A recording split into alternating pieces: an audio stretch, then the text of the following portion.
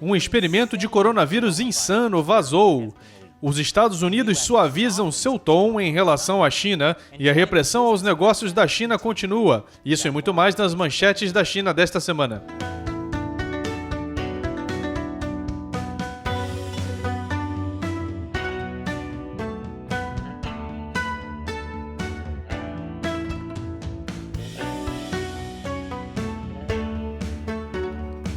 China sem censura. Bem-vindo ao China Sem Censura, eu sou Chris Chappell. Esse episódio é patrocinado pelo Daily Peanut.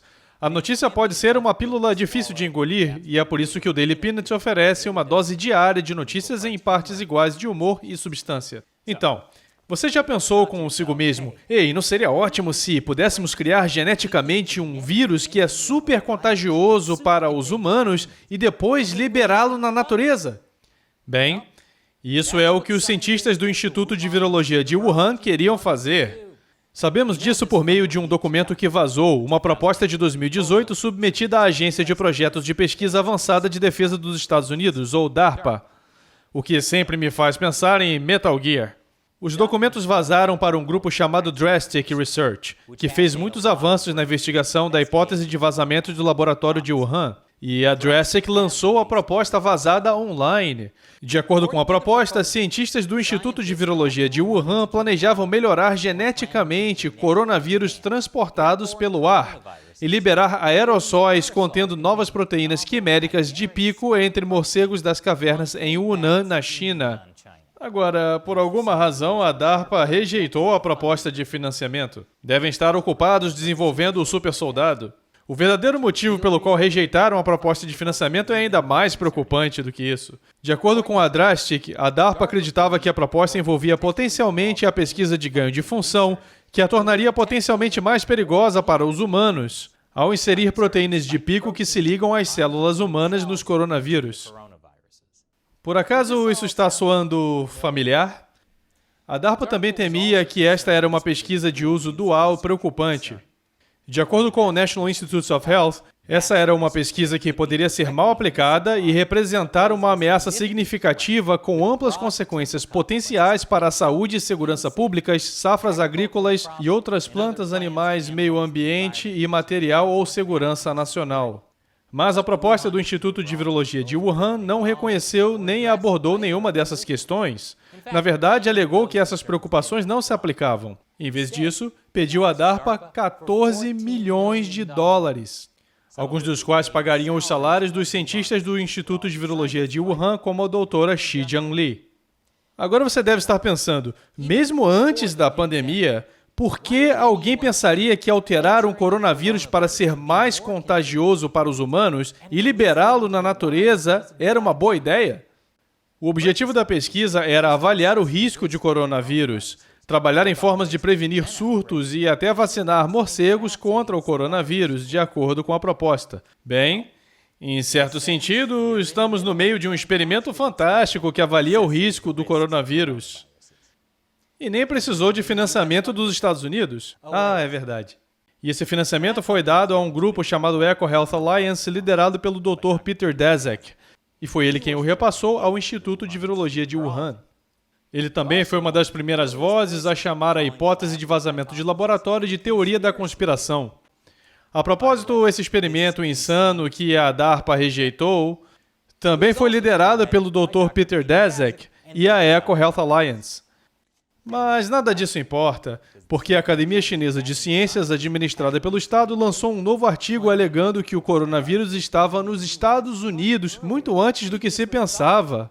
Os pesquisadores disseram estar 50% confiantes de que os primeiros casos de Covid-19 nos Estados Unidos surgiram entre agosto e outubro de 2019. E o primeiro caso possível foi em 26 de abril de 2019, em Rhode Island. Então, para recapitular, uma proposta vazada mostra que em 2018 o Instituto de Virologia de Wuhan planejava fazer experimentos para criar exatamente o tipo de coronavírus altamente contagioso para humanos que causou a pandemia do Covid-19. E então, o regime de repente lança um estudo afirmando que, em vez disso, o coronavírus possivelmente veio de Rhode Island em abril. Parece legítimo.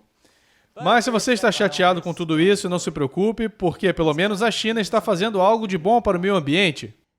Talvez. Mas depois do intervalo. Bem-vindo de volta.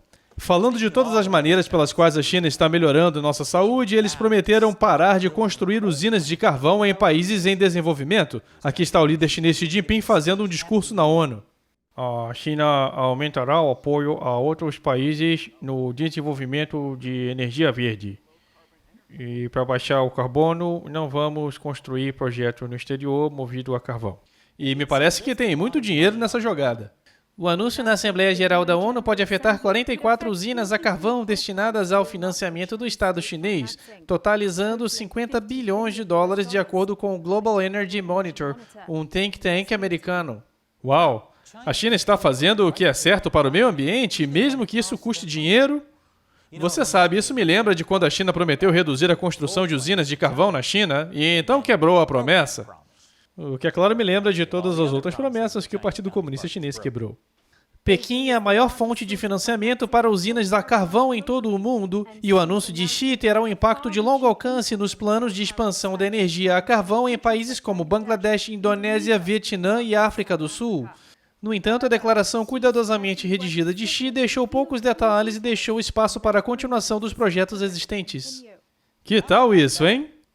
Os espectadores do China Sem Censura sabem que você nunca deve confiar nas promessas do Partido Comunista Chinês, porque são mentiras. Infelizmente, o enviado sobre clima dos Estados Unidos, John Kerry, não parece assistir ao China Sem Censura. Ativistas de direitos humanos estão cada vez mais preocupados que os Estados Unidos estejam cedendo nos direitos humanos para fazer com que a China coopere na mudança climática. Os uigures e os defensores dos direitos humanos dizem acreditar que os funcionários do governo estão suavizando seu tom nas redes sociais e outros comentários públicos sobre a China e os direitos humanos. Também há rumores de que John Kerry teve um debate vigoroso com outros funcionários do governo Biden sobre os direitos humanos na China e as questões climáticas. Além de alegar que o governo Biden está bloqueando um projeto de lei bipartidário sobre o trabalho forçado uigur. Para ser justo, essas são reivindicações anônimas, então não sabemos se são verdadeiras. Mas é exatamente isso que o Partido Comunista Chinês está almejando. Eles estão usando a mudança climática propositalmente para enganar os Estados Unidos e fazê-los recuar em direitos humanos e outras questões críticas. É por isso que fiz o episódio inteiro chamado Não Caia na Armadilha da Mudança Climática da China. Alguém aí, manda esse episódio para o John Kerry. O Partido Comunista continua perseguindo Jack Ma e sua empresa Ant Group. A Ant diz que vai se juntar ao sistema de crédito social administrado pelo governo e entregar todos os dados dos usuários ao governo. E isso é realmente um grande negócio. De acordo com o New York Times, o Ant Group desafiou o sistema bancário dominado pelo Estado da China ao trazer pagamentos, empréstimos e investimentos fáceis de usar para centenas de milhões de smartphones em todo o país.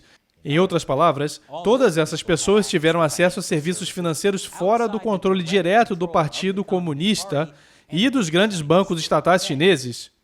Durou pouco, mas fizeram. E depois do intervalo, a China está colocando ainda mais restrições sobre o que as crianças podem fazer. Bem-vindo de volta. O Douyin, a versão chinesa do TikTok, colocou limites no tempo de tela para os jovens chineses. A nova regra é para usuários menores de 14 anos, apenas 40 minutos por dia entre as 6 e 22 horas. Isso segue um limite estabelecido pelo Estado para videogames e deixa a juventude chinesa com muito mais tempo para o dever de casa, como estudar o pensamento de Xi Jinping sobre o socialismo com características chinesas para uma nova era. Não gostaria que a juventude chinesa perdesse tempo com coisas inúteis, certo? Mas por falar em empresas ajoelhadas diante do Partido Comunista Chinês, Zoom. Veja, a Zoom quer comprar a Five9, uma empresa americana de software de atendimento ao cliente. E esse acordo está sob revisão do governo dos Estados Unidos por causa dos laços da Zoom com a China. De acordo com a Federal Communications Commission, eles querem ver se o acordo representa um risco para a segurança nacional ou para os interesses da aplicação da lei. A Zoom tem algumas relações duvidosas com o regime chinês. O Departamento de Justiça acusou no ano passado um de seus executivos baseados na China de conspirar para interromper as comemorações por videoconferência dos protestos democráticos na Praça da Paz Celestial. A Zoom também está enfrentando várias investigações federais em andamento relacionadas às suas negociações com Pequim. E o governo federal dos Estados Unidos leva a sério as ameaças chinesas à segurança nacional. exceto pelas agências federais flagradas comprando drones chineses que são uma ameaça à segurança nacional. Enquanto isso, a Lituânia continua mostrando como se faz. O seu Ministério da Defesa acaba de aconselhar a todos que joguem fora seus telefones chineses porque eles incorporaram recursos de censura. Esse é o último movimento da Lituânia contra o Partido Comunista Chinês. A China encerrou o comércio com a Lituânia depois que ela estreitou seus laços com Taiwan. A Lituânia respondeu doando mais vacinas de Covid-19 para Taiwan. Boa. E por falar em Taiwan, Taiwan acaba de anunciar um novo aumento de 9 bilhões de dólares em seu orçamento militar, em resposta à grave ameaça da China. Essa é uma ótima notícia, e a China comemorou com um divertido sobrevoo a jato militar na zona de defesa aérea de Taiwan. E esse episódio é patrocinado pelo Daily Peanut. Se você gosta de atualizações de notícias diárias e, como está aqui, suponho que goste, confira o Daily Peanut. É um monte de notícias rápidas e oportunas selecionadas para você e disponíveis para ler em seu telefone, tablet ou computador. Ler Daily Peanut é um jeito fácil de filtrar o ruído e aprender mais sobre as notícias do mundo que importam. Junte-se a mais de 250 mil outros leitores. É educação e entretenimento entregues direto na sua caixa de entrada todas as manhãs. E a melhor parte é que é de graça. Então inscreva-se no Daily Peanut agora. Use o link na descrição abaixo. Eu sou Chris Chappell, obrigado por assistir ao China Sem Censura.